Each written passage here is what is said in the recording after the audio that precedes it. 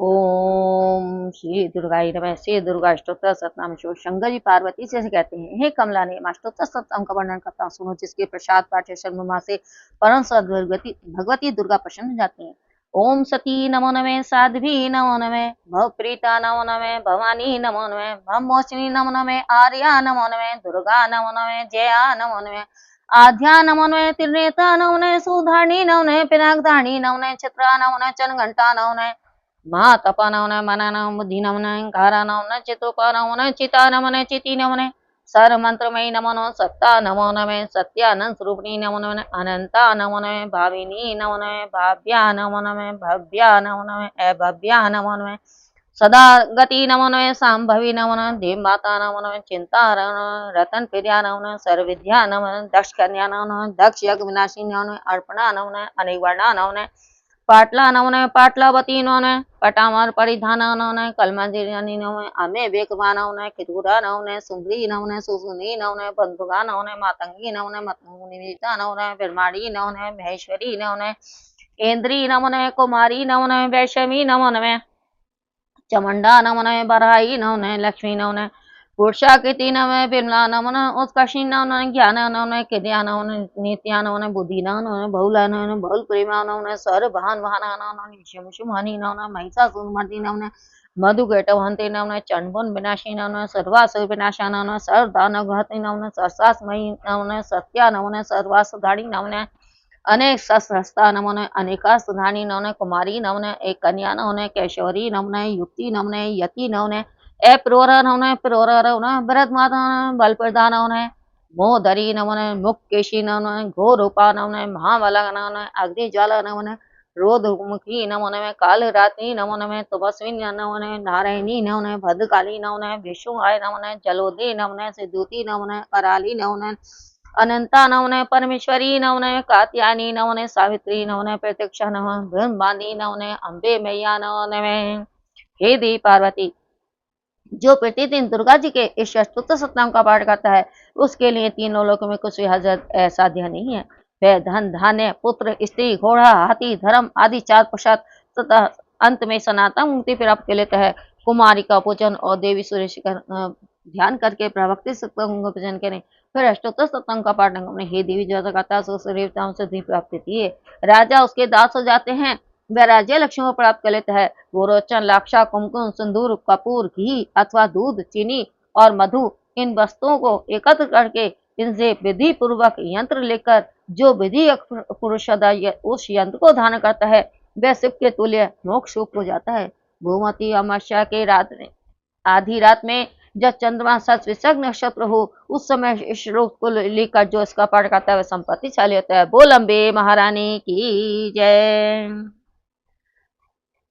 ओम श्री दुर्गाय नमः। श्री दुर्गा सप्तशती का पहला अध्याय सुनिएगा। पहला अध्याय। मेघा ऋषि का राजा सूरत और समाधि को भगवती की महिमा बताते हुए मधुकैटव का वध प्रसंग सुनाना। विनियोग। ओम। प्रथम चरित्र के ब्रह्म ऋषि महाकाली देवता, गायत्री छंद, नंदा शक्ति, रक्त दंतिका का बीज, अग्नि तत्व और ऋग्वेद स्वरूप हैं। श्री महाकाली देवता की प्रसन्नता के लिए प्रथम चरित्र के जप में विनियोग किया जाता है। ध्यान। भगवान विष्णु के सो जाने पर बंधु व कैटव को मारने के लिए कमल जन्मा ब्रह्मा जी ने जिनका स्मरण किया था, उन महाकाली देवी का मैं सेवन करती हूँ या करता हूँ। मैं वे अपने 10 हाथों में खड़ग, चक्र, गदा, बाण, धनुष, परिध, सूल, भूसुंडी, मस्तक और शंख धारण करती हैं। उनके 3 नेत्र हैं, वे समस्त अंगों में दिव्य आभूषणों से विभूषित हैं। उनके शरीर की कांति नीलमणि के समान है तथा वे 10 मुख और 10 पैरों से युक्त हैं। ओम चंडी देवी को नमस्कार है। मार्कंडी जी बोले, सूर्य के पुत्र सावणी जो 8वें मनु कहे जाते हैं, उनकी उत्पत्ति की कथा विस्तार पूर्वक कहता हूँ। सुनो। सूर्य कुमार महाभाग सावणी भगवती महामाया के अनुग्रह से जिस प्रकार मनवंतर के स्वामी हुए, वही प्रसंग सुनाता हूँ। पूर्व काल की बात है। स्वारोचित मनवंतर में सुरथ नाम के एक राजा थे, जो चैत्र वंश में उत्पन्न हुए थे। उनका समस्त भूमंडल पर अधिकार था।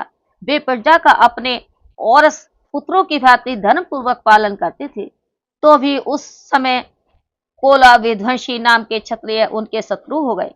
राजा सूरत की दंड नीति बड़ी प्रबल थी। उनका शत्रुओं के साथ संग्राम हुआ। यद्यपि कोला विध्वंसी संख्या में कम थे, तो भी राजा सूरत युद्ध में उनसे परास्त हो गए। तब वे युद्ध भूमि से अपने नगर की ओर लौट आए और केवल अपने देश के राजा होकर रहने लगे। समूची पृथ्वी से अब उनका अधिकार जाता रहा, किंतु वहां भी उन प्रबल शत्रुओं ने उस समय महाभाग राजा सूरत पर आक्रमण कर दिया। राजा का बल क्षीण हो चला था, इसीलिए उनके दुष्ट, बलवान एवं दुरात्मा मंत्रियों ने वहां उनकी राजधानी में भी राजकीय सेना और खजाने को हत्या लिया। सूरत का प्रभुत्व नष्ट हो चुका था, इसलिए वे शिकार खेलने के बहाने घोड़े पर सवार हो वहां से अकेले ही एक घने जंगल में चले गए। वहां उन्होंने बेपरवर मेघा मुनि का आश्रम देखा, जहां कितने ही हिंसक जीव अपनी स्वाभाविक हिंसा वृत्ति को छोड़कर परम शांत भाव से रहते थे। मुनि के बहुत से शिष्य उस वन की शोभा बढ़ा रहे थे। वहां जाने पर मुनि ने उनका सत्कार किया। वहां जाने पर मुनि ने उनका सत्कार किया और वे मुनि श्रेष्ठ के आश्रम पर इधर उधर विचरते हुए कुछ काल तक रहे। फिर ममता से आकृष्ट चित्त होकर वहां इस प्रकार की चिंता करने लगे। पूर्व काल में मेरे पूर्वजों ने जिसका पालन किया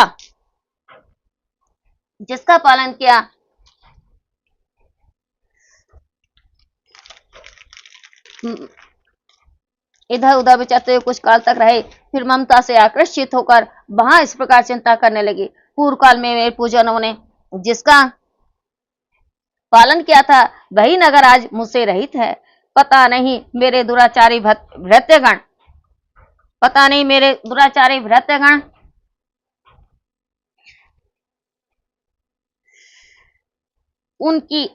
उसकी धर्म पूर्वक रक्षा करते हैं या नहीं। जो सदा मत की वर्षा करने वाला और सूरवीर था, वह मेरा प्रधान हाथी अब शत्रुओं के अधीन होकर न जाने किन भोगों को भोगता होगा। जो मेरी कृपा, धन और भोजन पाने से सदा मेरे पीछे पीछे चलते थे, वे निश्चय ही अब दूसरे राजाओं का अनुसरण करते होंगे। उन अव्ययी लोगों के द्वारा सदा खर्च होते रहने के कारण अत्यंत कष्ट से जमा किया हुआ मेरा वह खजाना खाली हो जाएगा। ये तथा और भी कई बातें राजा सूरत निरंतर सोचते रहते थे। एक दिन उन्होंने वहां विप्रवर मेघा के आश्रम में निकट एक वैश्य को देखा और उससे पूछा, भाई तुम कौन हो? यहाँ तुम्हारे आने का क्या कारण है? तुम क्यों शोकग्रस्त और अनमने से दिखाई देते हो? राजा सूरत का यह प्रेम पूर्वक कहा हुआ वचन सुनकर वैश्य ने विनीत भाव से उन्हें प्रणाम करके कहा। वैश्य बोला, हे राजन, मैं धनियों के कुल में उत्पन्न एक वैश्य हूं। मेरा नाम समाधि है। मेरे दुष्ट स्त्री पुत्रों ने धन के लोभ से मुझे घर से बाहर निकाल दिया। मैं इस समय धन, स्त्री और पुत्रों से वंचित हूं। मेरे विश्वसनीय बंधुओं ने मेरा ही धन लेकर मुझे दूर कर दिया, इसलिए दुखी होकर मैं वन में चला आया हूं। यहाँ रहकर मैं इस बात को नहीं जानता कि मेरे पुत्रों की, स्त्री की और स्वजनों की कुशल है या नहीं। इस समय घर में वे कुशल से रहते हैं अथवा उन्हें कोई कष्ट है। वे मेरे पुत्र कैसे हैं? क्या वे सदाचारी हैं अथवा दुराचारी हो गए हैं? राजा ने पूछा, जिन लोभी स्त्री पुत्र आदि ने धन के कारण तुम्हें घर से निकाल दिया, उनके प्रति तुम्हारे चित्त में इतना स्नेह बंधन क्यों? वैश्य बोला, आप मेरे विषय में जैसी बातें कहते हैं वह सब ठीक है, किंतु क्या करूं, मेरा मन निष्ठुरता धारण नहीं करता। जिन्होंने धन के लोभ में पड़कर पिता के प्रति स्नेह, पति के प्रति प्रेम और आत्मीयजन के प्रति अनुराग को तिलांजलि देकर मुझे घर से निकाल दिया, उन्हीं के प्रति मेरे हृदय में इतना स्नेह है। हे महामते, गुणहीन बंधुओं के प्रति भी जो मेरा चित्त इस प्रकार प्रेम मगन हो रहा है, यह क्या है? इस बात को मैं जानकर भी नहीं जान पाता। उनके लिए मैं लंबी सांसें ले रहा हूं और मेरा हृदय अत्यंत दुखित हो रहा है। उन लोगों ने प्रेम का सर्वदा अभाव है, तो भी उनके प्रति जो मेरा मन निष्ठुर हो पाता है, इसके लिए मैं क्या करूं? मार्कंडेय जी कहते हैं, हे ब्राह्मण, तदंतर राजाओं में श्रेष्ठ सुरत और समाधि नामक वैश्य दोनों साथ साथ मेघा मुनि की सेवा में उपस्थित हुए और उनके साथ यथा योग्य न्यायानुकूल विनयपूर्ण प्रताप करके बैठे। तत्पश्चात वैश्य और राजा ने कुछ वार्तालाप आरंभ किया। राजा ने कहा, हे भगवान, मैं आपसे एक बात पूछना चाहता हूँ, उसे बताइए। मेरा चित्त अपने अधीन न होने के कारण वह बात मेरे मन को बहुत दुखी देती है। जो राज्य मेरे हाथ से चला गया, उसमें और उसके संपूर्ण अंगों में मेरी ममता बनी हुई है। हे मुनिश्रेष्ठ, जानते हुए कि वह अब मेरा नहीं है, अज्ञानी की भांति मुझे उसके लिए दुख होता है। यह क्या है? इधर यह वैश्य भी घर से अपमानित होकर चला आया। इसके पुत्र, स्त्री और भृत्यों ने इसे छोड़ दिया। स्वजनों ने भी इसका परित्याग कर दिया, तो भी यह उनके प्रति अत्यंत हार्दिक स्नेह रखता है। इस प्रकार यह तथा मैं दोनों ही बहुत दुखी हैं, जिसमें प्रत्यक्ष दोष देखा गया है। उस विषय के लिए भी हमारे मन में ममता जनित आकर्षण पैदा हो रहा है। हे महाभाग, हम दोनों समझदार हैं, तो भी हम में जो मोह पैदा हुआ है, यह क्या है? विवेक शून्य पुरुष की भांति मुझ में और इसमें भी यह मूर्खता प्रत्यक्ष दिखाई देती है। ऋषि बोले, हे महाभाग, विषय मार्ग का ज्ञान सब जीवों को है। इस प्रकार विषय भी सबके लिए अलग अलग हैं। कुछ प्राणी दिन में नहीं देखते हैं और दूसरे रात में भी नहीं देखते, तथा कुछ जीव ऐसे हैं जो दिन में और रात्रि में बराबर बराबर देखते हैं। यह ठीक है कि मनुष्य समझदार होते हैं, किंतु केवल वे ही ऐसे नहीं होते। पशु, पक्षी और मृग आदि सभी में प्राणी समझदार होते हैं। मनुष्यों की समझ भी वैसी ही होती है जैसी उन मृग और पक्षियों की होती है, तथा जैसी मनुष्यों की होती है वैसी ही उन मृग, पक्षियों आदि की होती है। यह तथा अन्य बातें भी प्राय दोनों में समान है। समझ होने पर भी इन पक्षियों को तो देखो, ये स्वयं भूख से पीड़ित होते हुए भी मोहवश बच्चों की चोंच में कितने चाव से अन्न के दाने डाल रहे हैं। हे नरश्रेष्ठ, क्या तुम नहीं देखते कि ये मनुष्य समझदार होते हुए भी लोग बस अपने किए हुए उपकार का बदला पाने के लिए पुत्रों की अभिलाषा करते हैं। यद्यपि उन सब में समझ की कमी नहीं है, तथापि वे संसार की स्थिति, जन्म मरण की परंपरा बनाए रखने वाले भगवती महामाया के प्रभाव द्वारा ममता में भंवर में युक्त मोह के गहरे गर्त में गिराए गए हैं। इसलिए इसमें आश्चर्य नहीं करना चाहिए। हे जगदीश्वर भगवान विष्णु की योग निद्रा रूपा जो भगवती महामाया है, उन्हीं से यह जगत मोहित हो रहा है। वे भगवती महामाया देवी ज्ञानियों के भी चित्त को बलपूर्वक खींचकर मोह में डाल देती हैं। वे ही इस संपूर्ण चराचर जगत की सृष्टि करती हैं, तथा वे ही प्रसन्न होने पर मनुष्यों को मुक्ति के लिए वरदान देती हैं, और वे ही परा विद्या, संसार बंधन और मोक्ष की हेतुभूता सनातनी देवी तथा संपूर्ण ईश्वरों की भी अधीश्वरी हैं। राजा ने पूछा, हे भगवान, जिन्हें आप महामाया कहते हैं, वे देवी कौन हैं? हे ब्राह्मण, उनका आविर्भाव कैसे हुआ तथा उनके चरित्र कौन कौन हैं? ब्रह्मवेताओं में श्रेष्ठ महर्षि, हे ब्रह्मवेताओं में श्रेष्ठ महर्षि, उन देवी का जैसा प्रभाव हो, जैसा स्वरूप हो और जिस प्रकार प्रादुर्भाव हुआ हो, वह सब मैं आपके मुख से सुनना चाहता हूँ। ऋषि बोले, हे राजन, वास्तव में तो वे देवी नित्य स्वरूपा ही हैं। संपूर्ण जगत उन्हीं का रूप है तथा उन्होंने समस्त विश्व को व्याप्त कर रखा है, तथा भी उनका प्रकट्य अनेक प्रकार से होता है। वह मुझसे सुनो। यद्यपि वे नित्य और अजन्मा हैं, तथापि जब देवताओं का कार्य सिद्ध करने के लिए प्रकट होती हैं, उस समय लोक में उत्पन्न हुई कहलाती हैं। कल्प के अंत में जब संपूर्ण जगत एकाणव में निगमगन हो रहा था और सबके प्रभु भगवान विष्णु शेषनाग की सैया बिछाकर योग निद्रा का आश्रय ले सो रहे थे, उस समय उनके कानों के मैल से दो भयंकर असुर उत्पन्न हुए, जो मधु और कैटभ के नाम से विख्यात थे। उन दोनों ब्रह्मा जी का वध करने को तैयार हो गए। वे दोनों ब्रह्मा जी का वध करने के लिए तैयार हो गए। भगवान विष्णु के नाभि कमल से विराजमान प्रजापति ब्रह्मा जी ने जब उन दोनों भयानक असुरों को अपने पास आया और भगवान को सोया हुआ देखा, तब एकाग्र चित्र होकर उन्होंने भगवान विष्णु को जगाने के लिए उनके नेत्रों में निवास करने वाली योग निद्रा का स्मरण आरंभ किया। जो इस विश्व की अधीश्वरी जगत को धारण करने वाली हैं, संसार का पालन और संहार करने वाली तथा तेज स्वरूप भगवान विष्णु की अनुपम शक्ति हैं, उन्हें भगवती निद्रा देवी की भगवान ब्रह्मा स्तुति करने लगे। ब्रह्मा जी ने कहा, हे देवी, तुम ही स्वाहा हो, तुम ही स्वधा हो और तुम ही वष्टकार हो।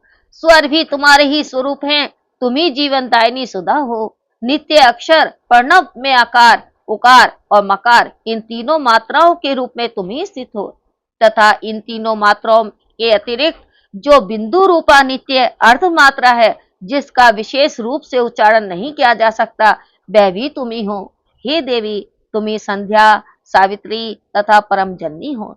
हे देवी, तुम ही इस विश्व ब्रह्मांड को धारण करती हो, तुमसे इस जगत की सृष्टि होती है, तुम ही से इसका पालन होता है और सदा तुम ही कल्प के अंत में सबको अपना ग्रास बना लेती हो। हे जगन्मयी देवी, इस जगत की उत्पत्ति के समय तुम सृष्टि रूपा हो, पालन काल में स्थिति रूपा हो तथा कल्पांत के समय संहार रूप धारण करने वाली हो। तुम्ही महाविद्या, महामाया, महामेघा, महास्मृति, महामोहरूपा, महादेवी तथा और महासुरी हो। तुम ही तीनों गुणों को उत्पन्न करने वाली सबकी प्रकृति हो। भयंकर काल रात्रि, महारात्रि और मोहरात्रि भी तुम ही हो। तुम ही श्री, तुम ही ईश्वरी, तुम ही ह्रीम, तुम ही बोध स्वरूपा बुद्धि हो। लज्जा, पुष्टि, तुष्टि, शांति और क्षमा भी तुम ही हो। तुम खड़ंग धारिणी, सूल धारिणी, घोर रूपा तथा गदा, चक्र, शंख और धनुष धारण करने वाली हो। बाण, भूषुंडी और परिध, ये भी तुम्हारे अस्त्र है। तुम सौम्य और सौम्यतर हो।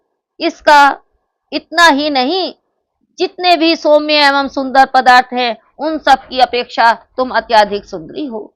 पर और अपर, सबसे परे रहने वाली परमेश्वरी तुम ही हो। सर्वस्वरूपे देवी, हे सर्वस्वरूपे देवी, कहीं भी सत असत रूप जो कुछ वस्तुएं हैं और उन सब की जो शक्ति है, वह तुम ही हो। ऐसी अवस्था में तुम्हारी स्तुति क्या हो सकती है? जो इस जगत की सृष्टि, पालन और संहार करते हैं, उन भगवान को भी जब तुमने निद्रा के अधीन कर दिया है, तब तुम्हारी स्तुति करने में यहाँ कौन समर्थ हो सकता है? मुझको, भगवान शंकर को तथा भगवान विष्णु को भी तुमने ही शरीर धारण कराया है, अतः तुम्हारी स्तुति करने की शक्ति किसमें है? हे देवी, तुम तो अपने इन उदार प्रभावों से भी प्रशंसित हो। ये जो दोनों दुधुष, असुर, मधु और कैटव हैं, इनको मोह में डाल दो और जगदीश्वर भगवान विष्णु को शीघ्र ही जगा दो। साथ ही इनके भीतर इन दोनों महान असुरों को मार डालने की बुद्धि उत्पन्न कर दो। ऋषि कहते हैं, हे राजन, जब ब्रह्मा जी ने वहां मधु और कैटव को मारने के उद्देश्य से भगवान विष्णु को जगाने के लिए तमोगुणी की अधिष्ठात्री देवी योग निद्रा की इस प्रकार स्तुति की, तब वे भगवान के नेत्र, मुख, नासिका, बाहु, हृदय और वक्ष स्थल से निकलकर अव्यक्त जन्मा ब्रह्मा जी की दृष्टि के समक्ष खड़ी हो गईं। योग निद्रा से मुक्त होने पर जगत के स्वामी भगवान जनार्दन उस एकाणव के जल में शेषनाग की सैया से जाग उठे। फिर उन्होंने उन दोनों असुरों को देखा। वे दुरात्मा मधु और कैटव अत्यंत बलवान और पराक्रमी थे और क्रोध से लाल आंखें किए ब्रह्मा जी को खा जाने के लिए उद्योग कर रहे थे। तब तक भगवान श्री हरि ने उठकर उन दोनों के साथ 5000 वर्षों तक केवल बाहु युद्ध किया। वे दोनों भी अत्यंत बल के कारण उन्मत्त हो रहे थे। उधर महामाया ने भी उन्हें मोह में डाल रखा था, इसलिए वे भगवान विष्णु से कहने लगे, हम तुम्हारी वीरता से संतुष्ट हैं, तुम हम लोगों से कोई वर मांग लो। श्री भगवान बोले, यदि तुम दोनों मुझ पर प्रसन्न हो तो अब मेरे हाथ से मारे जाओ। बस इतना सा ही मैंने इतना सा ही वर मांगा है, यहाँ दूसरे किसी वर से क्या लेना है। ऋषि कहते हैं, इस प्रकार धोखे में आ जाने पर जब उन्होंने संपूर्ण जगत में जल ही जल देखा, तब कमल नयन भगवान से कहा, जहां पृथ्वी जल में डूबी हुई ना हो, जहां सूखा स्थान हो, वही हमारा वध करो। ऋषि कहते हैं, तब तथास्तु कहकर शंख चक्र और गदा धारण करने वाले भगवान ने उन दोनों के मस्तक अपनी जांग पर रखकर चक्र से काट डाले। इस प्रकार ये देवी महामाया ब्रह्मा जी की स्तुति करने पर स्वयं प्रकट हुई थी। अतः पुनः तुमसे उनके प्रभाव का वर्णन करता हूँ, सुनो। बोलो अम्बे महारानी की जय, शेरा वाली मैया की जय।